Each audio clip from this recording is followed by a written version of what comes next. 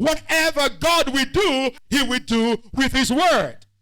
God reaches out to man with his word and not with his hands.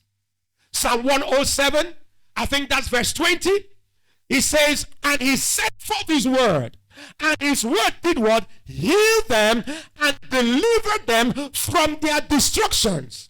He sent forth his word. So when God wants to heal, he sends his word. When God wants to deliver, he sends his word. When God wants to change a man's life, he sends his word. Whatever God wants to do, God will do through his word. He sent forth his word and heal them and deliver them from all their destruction by the release of his word.